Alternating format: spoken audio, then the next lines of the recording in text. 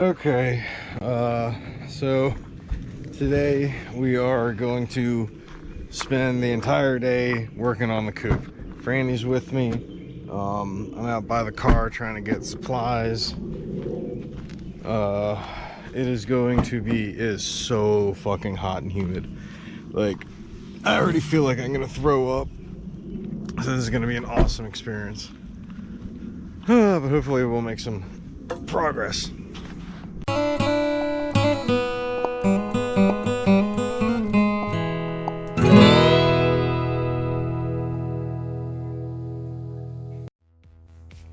Alright, so Frank's inside doing some stuff to get ready to come out and help. I ran out and started getting ready. We're gonna make the 4x4 wall where the chickens will enter the coop and exit it into the what's it called? The run. The run. Just getting things ready, cutting some wood. It's gonna be a 4x4, and we're trying to figure out what's gonna do. There, Frank shows up. Say hi, Frank. Hi. Hi. Hi. Let's see. So we're just measuring stuff. Jack's running all around. Dogs are driving us crazy. I think we were arguing a lot over what to make things. I don't know why. He's the brains of the hardware. I don't understand a lot of this stuff, so I ask a lot of questions, and then I'm like, oh, why am I asking questions? Because he knows everything. Why was I holding that wood up a bunch of times?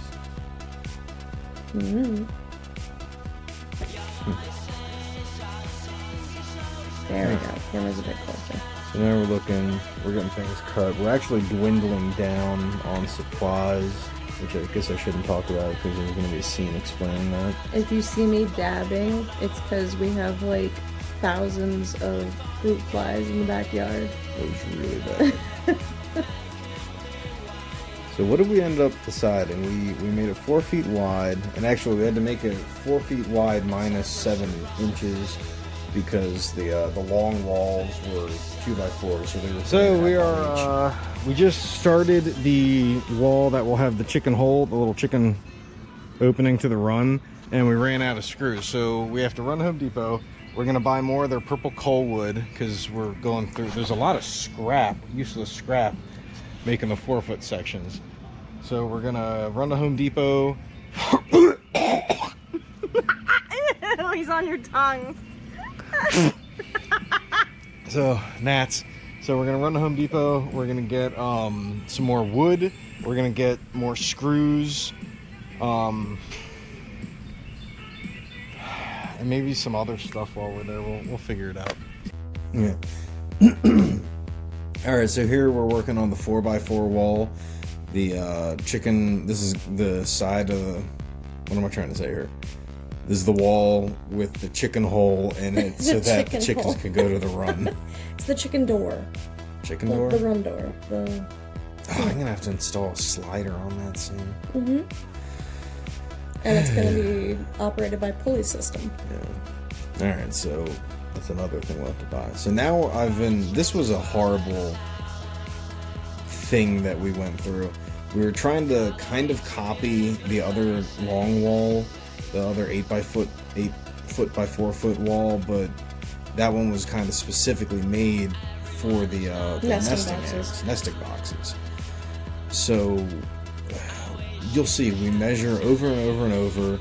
We're trying to get everything situated, and we both kept saying, like, let's just do 16 on center, just like a normal everything is ever framed. I learned something new today because I did not know that tape measures had that precise measurement for building frames. Yes, that's how standard it is. And that's why I was pissed at myself for not just doing it. You can see us over and over. We keep marking, putting V's, putting dots, putting checks, trying to figure, oh, should we do 21 and a half? Should we do blue?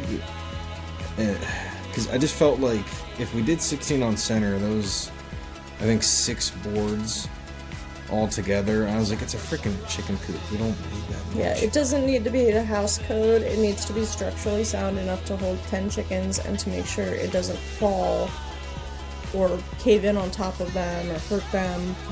But so we did 16 on center, on the center ones, and then it was like 32 on the sides. Now here we started clearing out the land. Our land is very sloped. It's slanty. It's like a 2% slope, but that makes a huge difference when you're trying to put something down level to the ground. We had that mound of compost there originally and that giant pile of sticks that we had moved last video. So we cleared out most of that and kind of decided to move the coop a little farther down the land so that we have space for the run and space for me to open the side door to be able to clear out all the chicken poop. Yes. So here's the difficult part. Started digging rocks, roots, stuff to get out of the ground. He was getting a bit frustrated I because was like about to murder everyone.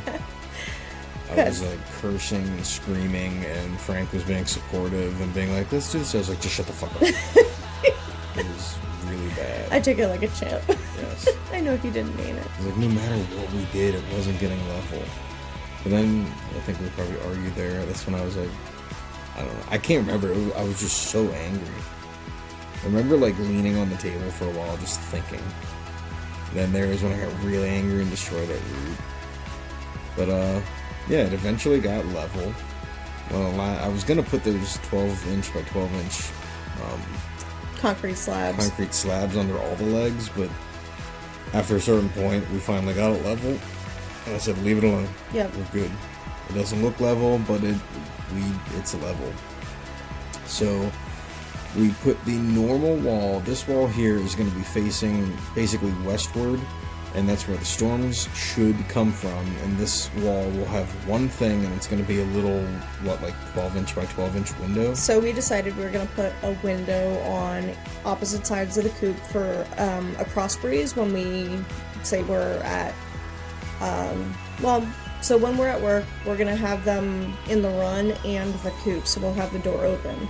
But say overnight, or when it's kind of getting dark out and we still want them to get some air, we can add some cross breeze by keeping those two windows on opposite sides open.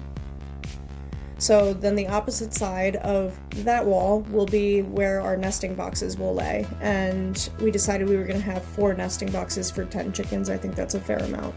Most people only have 2 or 3.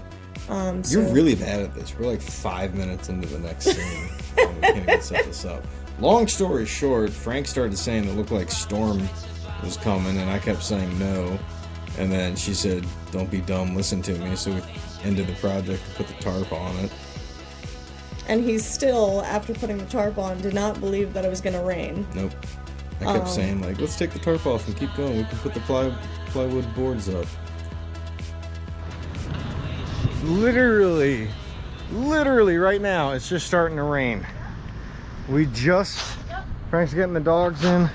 We just put the tarp on the thing, and it's starting to rain. So that was perfect. Ah, shit, we still have 2x4s in the bed of the truck.